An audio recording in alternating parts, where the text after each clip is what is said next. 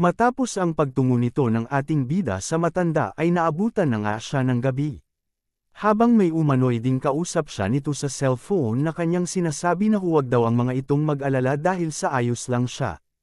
At sa kanyang pagbabarin sa tawag ay napapaisip naman din siya dahil sa hindi niya raw inaasahang hihingi ng ina ni Merong yan ang numero niya at tatawag para mag-alala sa kanya.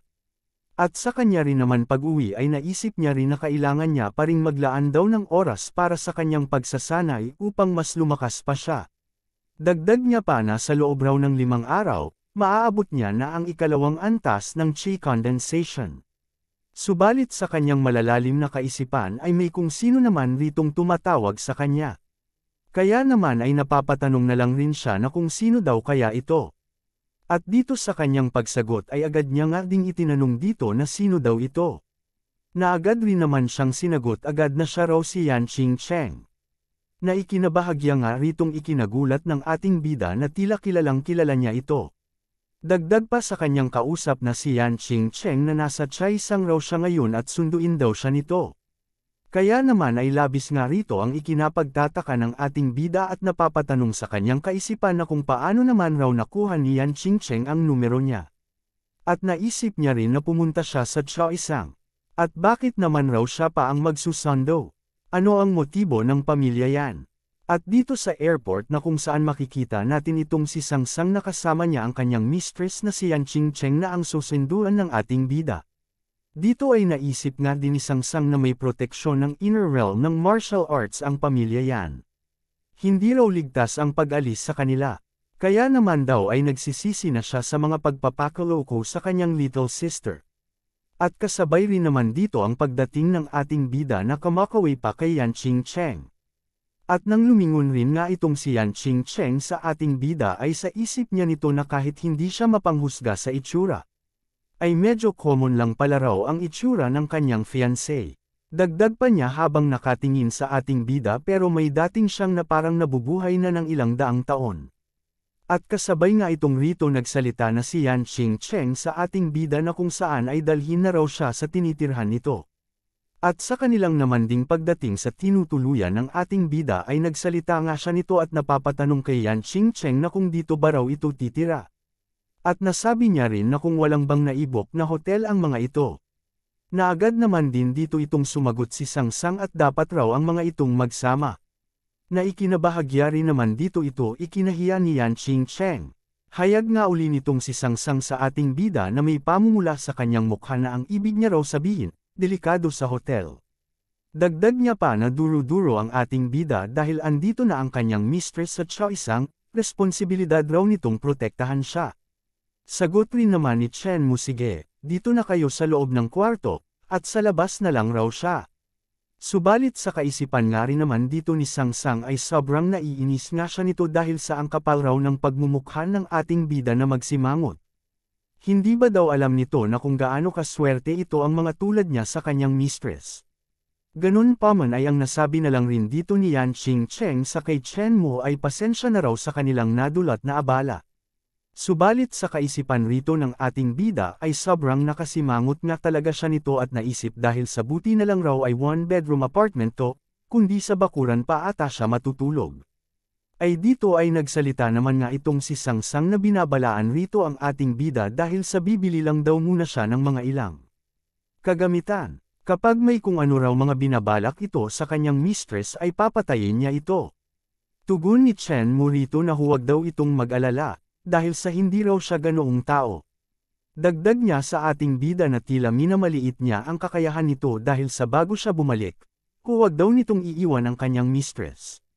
Sapagkat maraming may mga masasamang tao nagbabalak sa kanyang pumatay.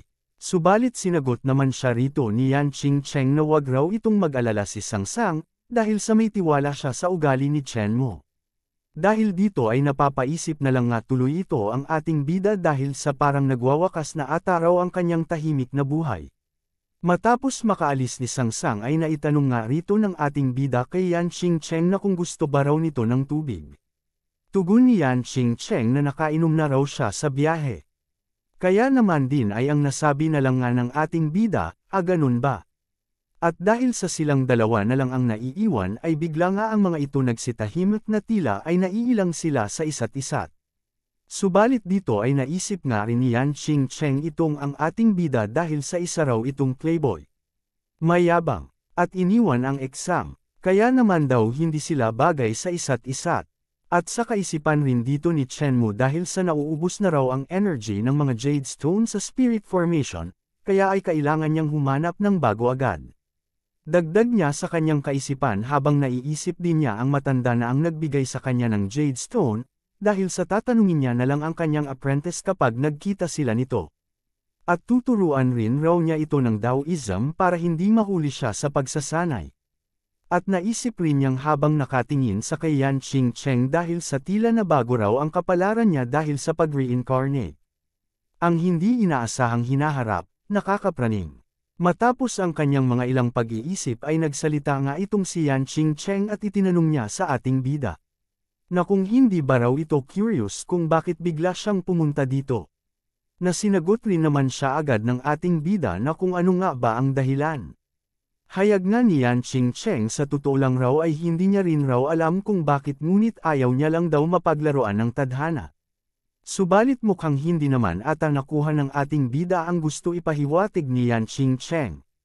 Kaya ang isinagot rito ng ating bida kung uminom ba raw ito.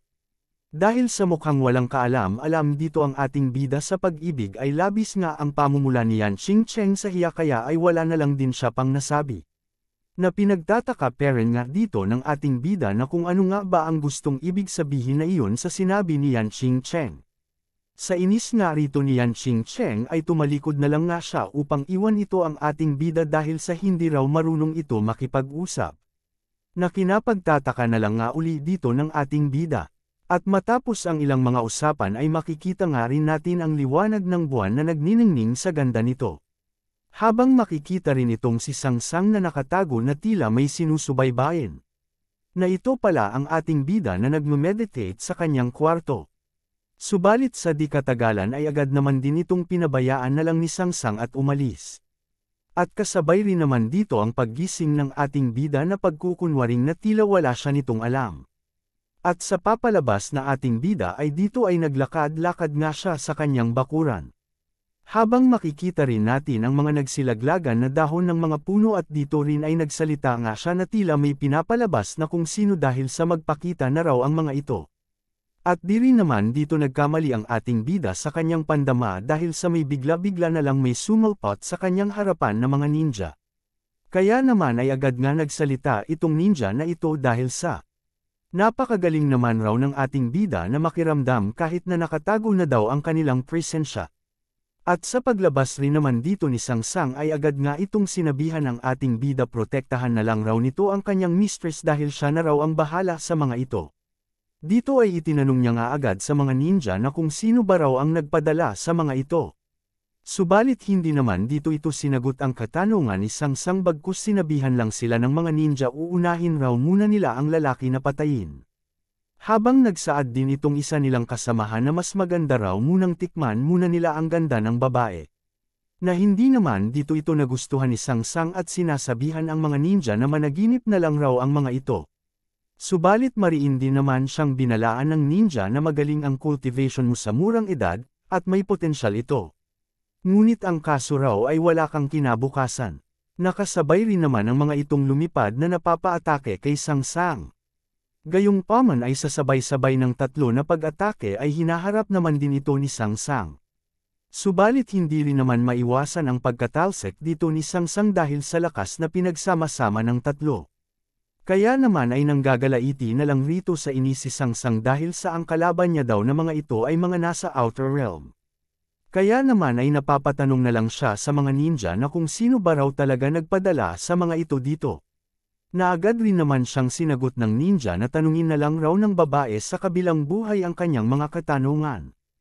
Habang makikita rin naman dito ito ang ating bida na kalmado lang sa kanyang likod. At dito ay pasigan niya ngang sinabihan si Chenmu na magmadali daw ang mga itong tumakas at umalis habang pinipigilan niya sila. Subalit sa hindi inaasahan ni Sangsang ay nanlamig na lang nga siya nito nang maramdaman niya ang biglaan na paglaho ng ating bida sa kanyang likod. Nakasabay ang pagsulpot niya sa kanyang harapan at makikita na lang niya na may halong pagtataka ang pagsalubong ng ating bida sa atake ng ninja. Kaya naman ay sa sobrang lakas ng kanilang sabay na atake ay bumugso nga dito ang napakatinding lakas na ikinadudulot pa sa paligid na pagkawasak. Ngunit na makikita naman din natin na may kung sinong hindi kinaya ang lakas ng kanilang salpukan na ikinadurog pa dito ng kanyang buto.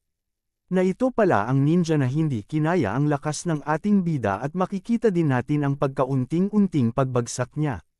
At matapos ang kanyang pagbagsak dito ay napagtanto niya sa kanyang sarili na ang batang daw na ito ay nasa inner realm na.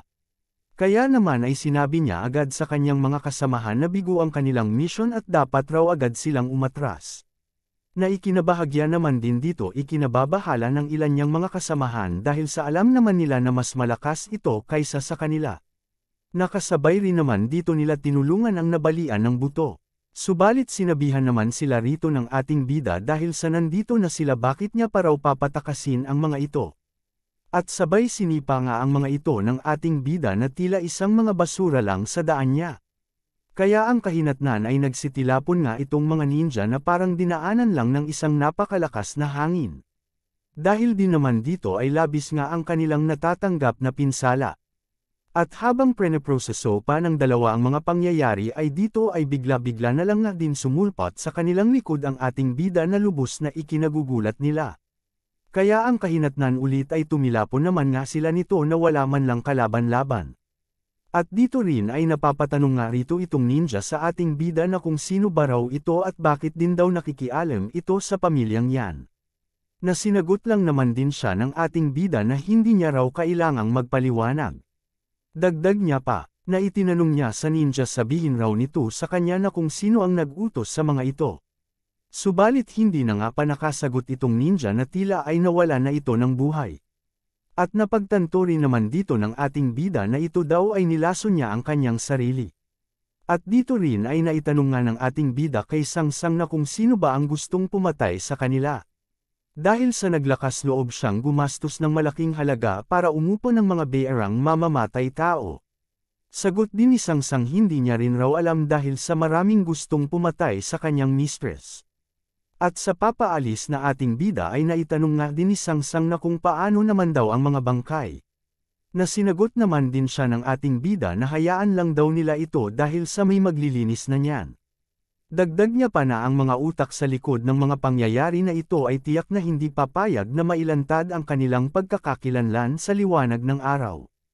At sa pagsapit ng kinaumagahan dito ay makikita nga na lang din natin na tama nga ang mga sinabi na iyon ng ating bida dahil sa halos wala nang ang kabakas-bakas ang bakuran na tila para walang man lang naganap na patayan. At sa paggising rin naman dito ni Yan Ching-cheng dito ay naitanong niya nga kay Sangsang na kung bakit ang putla daw nito. Ngunit sagot niya na nilalamig lang siya at magiging okay rin raw siya nito mga ilang sandali. At kasabay din naman dito ang pagdating ng ating bida na niyaya sila na kumain na raw ang mga ito ng almusal. At sa kanya rin naman paglapit kay Sangsang ay inaabotan niya nga ito ng isang pil at sinabing inumin raw agad niya ito dahil sa ito daw ay isang mabisang gamot. Na kanya rin dito ikinapapasalamat sa ating bida. Matapos inilapag ang dala nitong kanyang binibili ay nasabi niya rin na aalis daw muna siya. Na agad naman din sinabi dito ni Sangsang sa ating bida na sandali lang raw bakit hindi daw nito isama ang kanyang mistress. Na kinabahagyan naman dito ikinapagtataka ni Yan Ching-cheng dahil sa alam niya naman na hindi siya nito ipinagkakatiwala sa kay Chen Mo. Kaya ay sa katanungan niya na bakit naman raw siya susunod. At dahil sa alam na ni Sangsang ang lakas ng ating bida ay nagpapalusot na lang nga siyang napapasabi dahil sa masama raw sa ngayon ang kanyang pakiramdam. Dagdag niya pa na si Chen Mu raw ang kanyang bodyguard muna nito. Tugon ni Yan Ching-cheng yan lang ba ang rason mo? Sagot ni Sangsang na oo kaya ay pakinggan na lang muna raw siya at magtiwala kay Chen Mu. Na di na lang nga ito pa nakipagtalo si Yan Ching-cheng dahil sa susundin niya na daw itong si Sangsang. Ngunit hindi naman dito ito gusto ng ating bida dahil sa ang pupuntahan niya ay isang negosyo tapos susunod itong babaeng ito. Dahil sa tiyak daw siyang gulo lang ang dulot niya.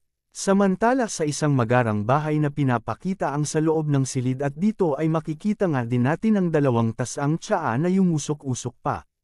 Nasa bahay pala ito ng matanda na kung saan nakuha ng ating bida ang Jade Stone na ginamit niya sa kanyang bahay para makabuo ng Spirit Gathering Formation. At dito sa muling pagkakita nila bilang Master at Apprentice ay agad niyang ang naitanong sa ating bida na kung ang kasama ba raw nito ay ang kanyang ina.